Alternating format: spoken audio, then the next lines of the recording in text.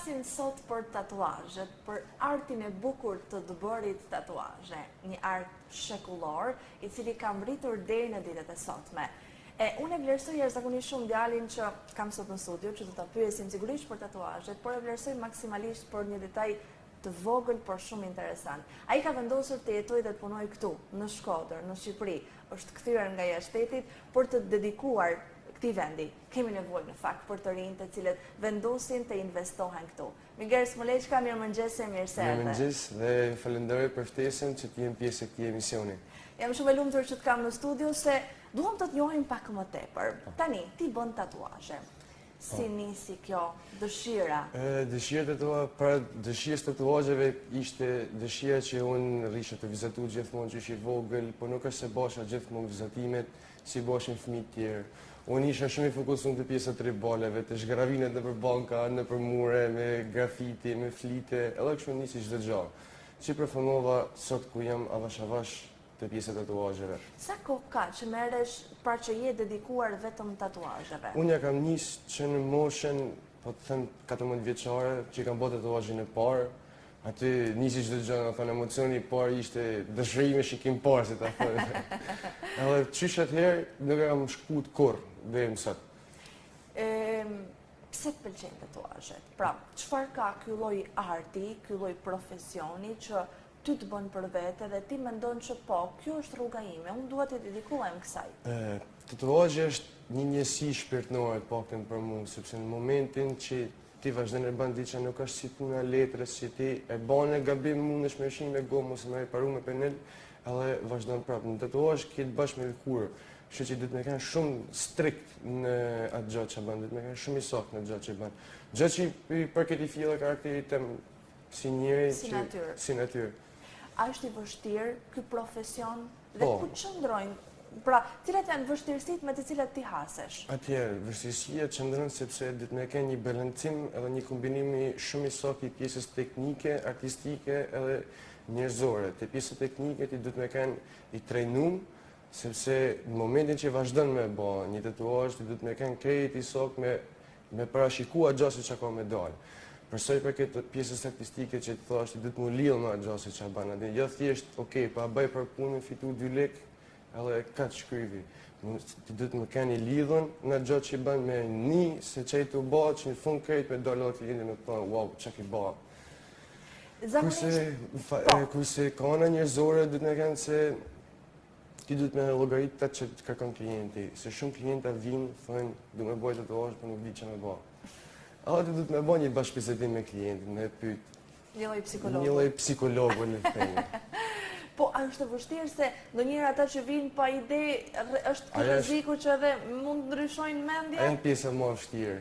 Është pjesa shumë e vështirë se më ka qellu për shkakun me radhë dakord për një temë caktuar, me vazhduar e njëjtë, me bë gjëra të gatshme, me thonë, okay, shifse, du me bë diçka tjetër, edhe ta çanton punën dëm si e thon për një atë, edhe acarohesh pak për momentin se ta prish atë çefin, ose që e keti, po deri me vazhdu me bë si gjë. Por është më mirë në fakt për klientët se nuk pendohen pastaj se stiç tua, po shkruajmë diçka në lëkurë, pra nuk po bëjmë, nuk mund ta korrigjojmë pak më vonë. Përmendë shumë sakt trajnimet, ka trajnime të vazhdueshme apo mjafton një lloj shkolle, një lloj kursi edhe je gatshëm pastaj? Për nuk është se është një tip shkolle. Po në vendin tonë nuk është se ka një tip shkolle, kurse është Shqipëri s'ka. Por pjesa e tatuazhit ka shumë stile, është si thjesht një art në veti që është nuk ka kufi. Aty mundesh me shku, mundesh me arrijë shumë nivele të mëdha. Aty po gjithmonë artistit pakën te pjesa e profesionit ton duhet të keni bazuar te një lloj stili. Aty që një lloj rrugët me një, çdo në ton botën ka artistë, sidomos në studiot mëdha, ka artistë që janë domën. Njëri bën diçka, tjetri bën diçka tjetër. Pra ka natyra të ndryshme. Po, ka natyra të ndryshme. Tipologji të ndryshme që mundesh me vazhdu. Kjo ishte interesant, fakt nuk e dini, mendoj se një tatuazhist mund t'i bëj të gjitha llojet. Jo, është e pamujtën për mirë botë të ndonjë. A e mbaj mend klientin e parë? Po, e mbaj mend, kam qenë diku në rreth 14 vjeç, një shok edhe i porosit makinetët në eBay. Edhe i thash, hajde të bëjmë tatuazhe, thash. Kështu i ka kanë një shkronjë E, një gërm E, që unë kam bë 2 orë gjysmë, nuk e kisha idenë ka vazhdohet, si vazhdohet, sa me ngull gjylpane, si me ngull, veç shif një YouTube e bëne, një ashtu.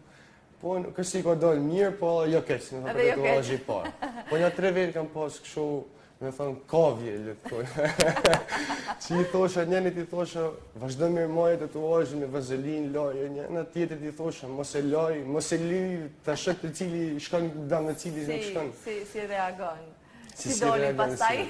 Të dy mirë, Të dy mirë. mirë. Të dy mirë, okej, jemi në rregull deri këtu. A kishe emocione? Shumë, kam pas super shumë emocione, më duk të shkrimës në vedi, edhe sot, kur e kujtoj, tham, si e kam bërë, si e kam marrë mundimin, që normalisht një fëmijë 14 vjeç të vazhdu me bërë tatuazhe është gjallë, pa mujtë me thonë se E vërtet. nuk kesh se kjetë mbështetjen për shembull prej tonë me thonë okej, bravo, vazhdo, ka të kurajën tonë. Megjithatë vlerësohet edhe kurajoja jote për ta bërë një hap të tillë. Pra me gjithë këtyre mosbesimeve, me gjithë këtyre pengesave, se ne kështu jemi, ne vendosim vetëm pengesa. Nuk i themi kujt bravo të lumdora. Vendosim vetëm pengesa, por unë e vlerësoj guximin tënd për ta ndjekur këtë pasionin tënd. Pra që atëherë 14 vjeç unë po e bëj provë. Pastaj si të dalë mirë, por unë po e bëj provë. Por aty ka kënd kur unë jam lidhur, me thonë, me ta, kam thonë, oj, këtu, në vdekje. Dhe kjo është gjë e mirë, në fakt. A ndryshojnë emocionet nga jo herë e parë në tani kur ke një klient përpara? Po, ndryshojnë emocionet edhe në varësi vendit ku je të punu. Se për shembull më ka qellu një këtë vit kam marrë pjesë në një festival tatuazhesh internacional që është zhvilluar në Tiranë, aty kam pas emocion, domethënë, ka ndodhur dje se ftofta për hallit. Ajo ka qenë super emocion për mua, se ajo është tamam atë që kërkon një artist, atë në fund ditës, mu njoftë, atë një vlerësim, ajo është tamam një vlerësim. Aty ka qenë emocion shumë i fortë për mua. E mua vjen mirë që ti ke provuar të gjitha këto emocione. A është një profesion i mirëfill që në Shqipëri vlerësohet tatuazhisti? Po, mund të quajmë një profesion se ti në momentin që je i trajnuar, ke për të kenë profesionist, të kenë profesionist ke me zhvillu një karrierë normalisht ka fitimet e vetë, edhe është punë që ka fitim, nuk është se nuk ka fitim. Por normalisht pjesa veriut shqipnisë nuk është se është atë shumë e zhvillume ose njerëzit bëjnë atë shumë tatuazhe se sa është pjesa Tiranës e po Shqipërisë.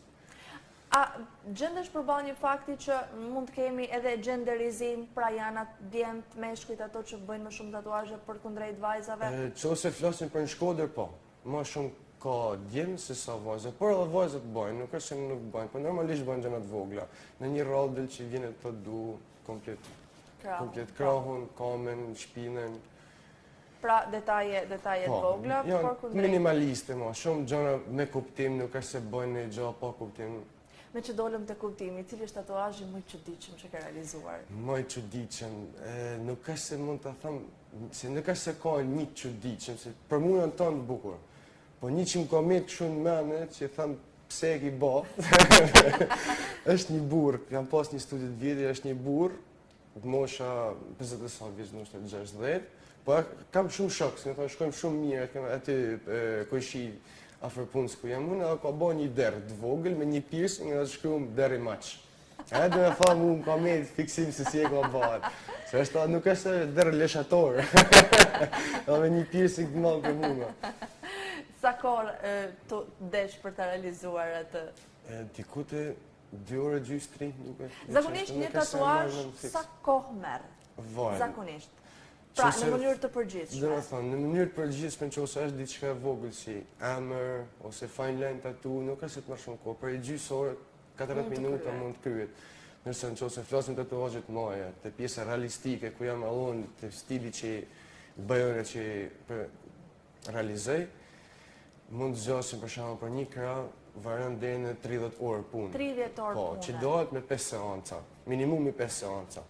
Sigurisht, sepse është goxha voluminoz në fakt edhe mendoj edhe për klientin është e vështirë. Është shumë e vështirë. 2 ditë e para është herkul, po. Pastaj fillon e lollet. Mbrapa fillon e lollet. A ka diçka që mund ta ndihmoj një apo është ekzistojnë kështu karnampimjet, por nuk janë hiç mirë për lëkurën. Unë kam bërë provë vetë në trup tim, por nuk janë hiç mirë, se nuk reagon lëkura kur mirë, nuk është njësoj, si më thonë.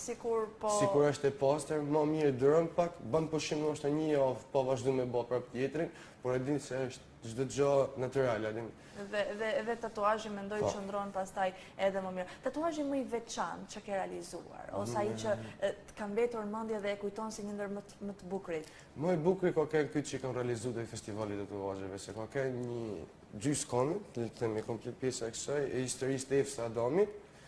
Edhe kam bërë 3 ditë, ka 9 orë, ndoshta më kam punu në ditë, që e kam prezantuar si më thonë punën time. Aja ka qenë për mua fenomenale detesh.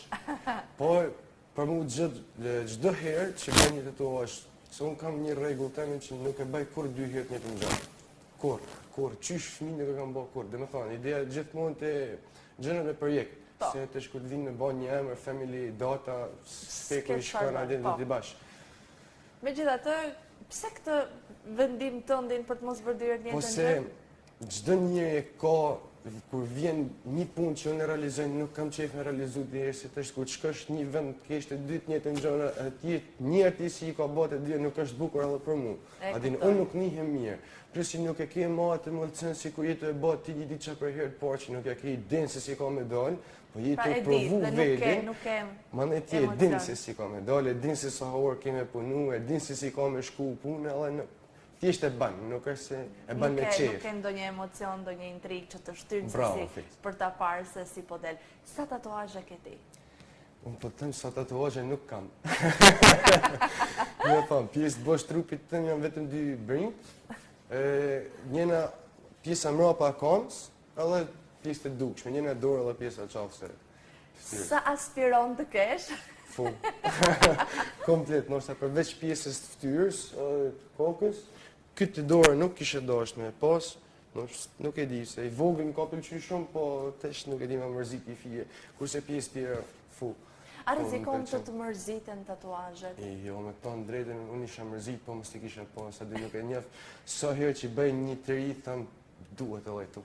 Duhet, se dukem shumë bosh, duket keq, duhet me kombinu me diçka tjetër. A ka pasur momente Migers gjatë punës tënde, tani unë po kuptoj shumë vjeçare, që ti ke thënë, mos ndoshta kam një gabim se rrugë, mos ndoshta vështirësit janë shumë. Në një moment, veç që jep vetit kuraje për më para, kam shumë ambicje të nëllë si një person, aty nuk kam qef me arrit, në ty ku nuk arrihet më pëlqen me shku, si me thonë. Dhe me thonë, mundohem, po... pëlqen sfidat? Po, më pëlqen shumë sfidat. Për ta shtyrë. So se mu, për shembull, kam kënë të një konkurs tjetër, edhe shumë mirë më thoshe për shembull, a din ti mundesh me e bë, po jo për një kohë të limituar. Një e ishte qilë si jemë. Një e ishte ndeze që unë arrisha me bë gjithmonë një gjanë në kohë të limituar edhe këtë sakë. Dhe kjo është diçka e mirë në fakt, se ta mbush jetën me emocionet bukura, me sfida. Nëse si kemi në fakt të sfida, pastaj... Se ti ton kuën, adin i ke rrojët e zemrës të të pulsu, ton kuën, adin ki lati natin thojës, adin egon. Po, egoja është më e mira, në fakt është ajo që të shtyn të ecësh përpara. Cilat janë trendet që mund t'i kemi ne për 2025 po mbyllet në fakt, po për vitin e ardhshëm? Trende, nuk është se ka një trend specifik. Adin, po qosë që flasëm për shumë gjithmonë për Shqipërinë, nëse për Shkodrën, gjithmonë janë pakën të me shkujt gjënat realistike.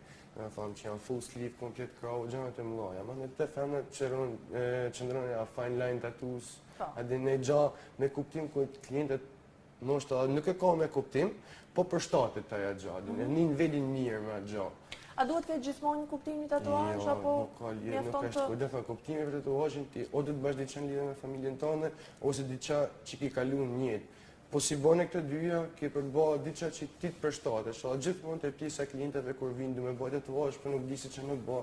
Mundohem si tash me bën një bisedë me te, mi tregu disa modele, qoftë mitologji, për shembull, që unë vdes me punua ata me pjesën e mitologjisë. Janë shumë bukur ata kanë atë kuptimin thellë kanë kuptimin. Sigurisht. Por duhet pak njohuri në fakt edhe për mitologjinë për të kuptuar.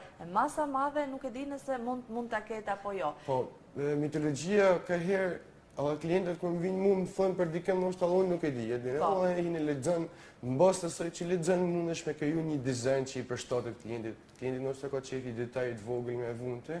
Adi një gjë më bukur. Edhe e krijon. A është vështirë të punosh me klienta? Shumë, pa fund. Pa fund është se në tatuazhet e vogla nuk është se është në fund ditës që ose një njëri që nuk lidhesh, si me thonë, emocionalisht me te nuk përshtatesh, ti rrim pa folë edhe kërën punën, iku.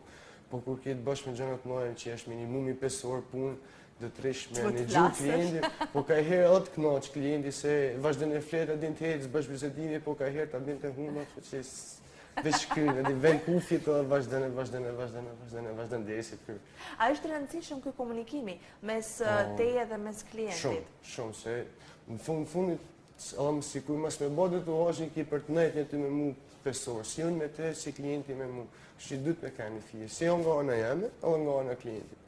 Ti, a ke punuar edhe me me qytetarë të tjerë përveç qytetarëve të Shkodrës, pra ke eksperimentuar edhe në qytetet të tjera? Po, a ndryshon tipologjia e njëjta gjë? Thjesht varet e njëri, si me thonë. Si shqiptarë, Sofia. Okej, me te e ke shqiptarë edhe mirë. Miguel, unë falenderoj jashtëzakonisht shumë që erdhe sot në studio, patëm mundësi të të njohim, edhe shpresoj të kemi edhe një ndihmë edhe në të vogël për ty. Shumë falenderoj për ju që isha pjesë e këtij emisioni, një shumë i vlerësuar. Jam shumë e lumtur që të patën në studio. Faleminderit edhe ju miq që keni përcjellë një intervistë të tillë. Zhvendosim në një hapësirë të shkurtër publicitare, më njëherë më pas rikthehemi në studio.